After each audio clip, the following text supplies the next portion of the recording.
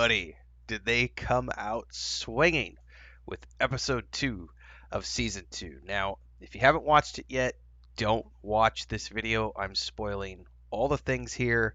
Uh, Again, just don't watch this video if you haven't watched the episode. If you've seen the episode, you're good to go. So, you've had your warning. I don't do spoiler free. I knew what was coming, but I wasn't sure if they were going to do that this early on in the season or if they were going to wait till the end of the season to do Joel dirty. When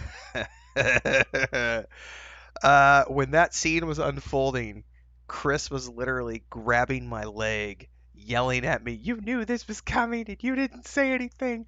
You knew this was coming and you didn't say anything.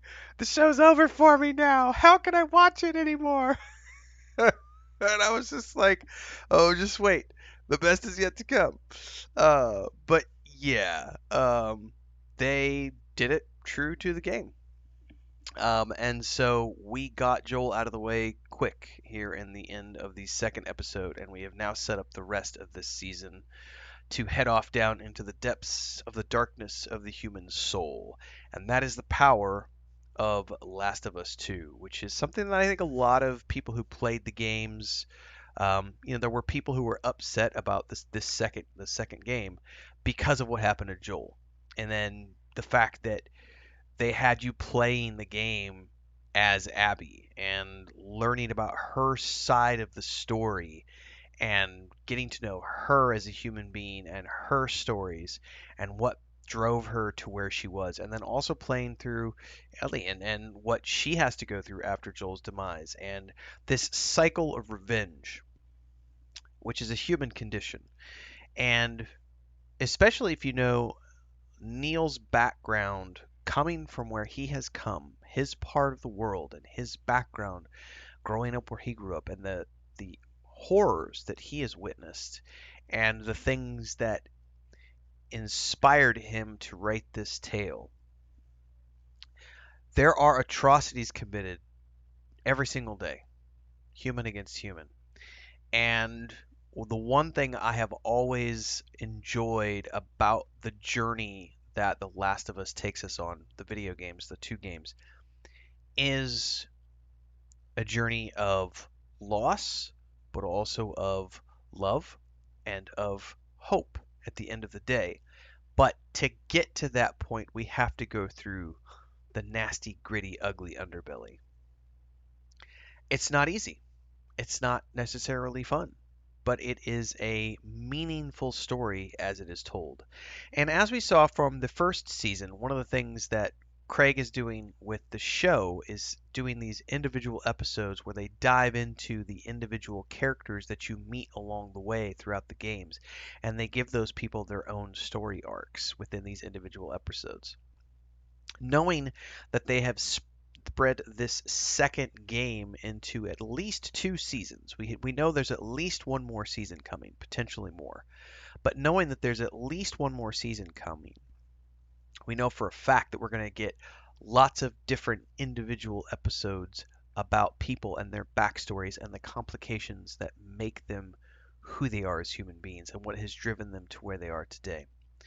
Obviously, this is not a carbon copy, beat for beat, um, adaptation of or representation of the game. So there are slight differences here. But overall, we are getting the major story beats out of the way pretty early on, and we are establishing the rest of the season, which is essentially now a vengeance story for her. But it's also setting up what, like I said, we're going to be learning more about Abby and her background and her growing up and the rest of her group, and the individuals. I'm not sure who else we're going to dive into from the Wyoming, from the Jackson camp. Obviously, Joel's brother still has a pretty important part to play in this journey. Dina has a very important part to play in this journey. There is, I could say this without spoil. Again, I've played the game. I don't want to spoil too much here because I don't know where they're going to be doing this, but there are other people along this journey who bring hope to the table, bring renewal to the table. And I think that that's going to be a very interesting thing to see unfold. I am It was really interesting, again, going back to Chris's reaction, because I remember when we watched Game of Thrones, I knew what was coming with the Red Wedding because I had read the books. Plus, I had already seen season one, the first 3 or 4 seasons before she started watching. So I was already up to speed with everything and already knew it. And so I was able to sort of watch her and knowing what was coming. And I wasn't sure that they were going to do the Joel scene in this early on. I thought that they might save it for the end of the season and have that be like a bridge to capstone season two and lead us into what's coming for season three. But when I saw um, the whole we're going to the lodge in this episode, and then I was like, oh shit, we're doing it now, like at the end of episode two. My, oh my. Um, yeah, powerful stuff. I know Chris is literally went outside and she's stewing it over outside doing chores right now with her ducks and chickens, and I'm sure she's gonna have more thoughts to rail on me later. But she literally, like I said, she was grabbing my ankle. You knew this was coming. You didn't say anything. Oh, the show is over for me now because Joel's dead. I was like, oh shit. Just wait. I was like, just wait. He'll be back. Quick commercial break, everyone, to celebrate and give thanks to all of these amazing people who keep me on the air full time. Really appreciate the support. All you got to do is join as a member. You get access to private videos. You can also do super thanks on any upload or super chats and stickers on any live stream or premiere you see. And beyond that, don't forget we're multi streaming over on Twitch now, so you can support over there as well. Thanks so much to everybody. Let's get back to the video at hand. You'll see more of Joel in this season. If they do it like the video game, you're definitely going to see more of Joel throughout the season, as memories and flashbacks. But the journey ahead, excuse me, the journey ahead is going to be a difficult one. I would like to say too, the the horde descending on Jackson was very well done. Um, I love the idea of them hunkering down underneath the snow and ice, using the bodies on top to essentially go into hibernation mode and coming out and having that horde be a major part of the season. Also getting me prepped and ready for the Days Gone remaster, which is coming on the 25th, because we're going to be seeing more zombie hordes soon, but in another franchise, because we're going to be playing that the end of this month into early April, into early May, I should say. But that was great.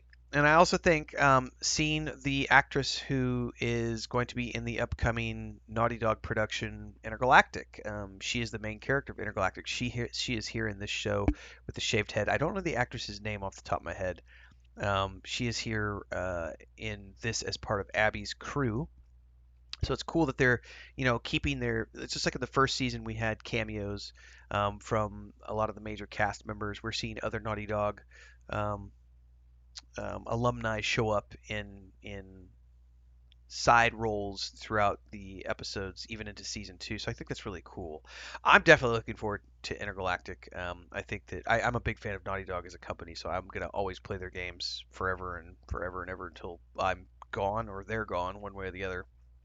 So, um, great episode. Again, I now have to go console my wife and promise her that the rest of the show is still going to be fun to watch, and that there are exciting things ahead. But even I don't know where they're going completely because they're going off the beaten path a little bit and splitting this into 2 seasons. So we got a lot of ground to cover. We still got like what 6 episodes left. I don't know how many episodes are in this first season, but we've got a few ahead of us still. So mileage on the road is yet to come. I look forward to seeing more. Let me know your thoughts in the comments down below. Like, subscribe, hit that bell icon so you never miss an update. And I'll see everybody in tomorrow's stream, which happens every single morning at around 5 a.m. Central on YouTube and Twitch. See you in the next one, everybody. Happy watching. Don't get bit.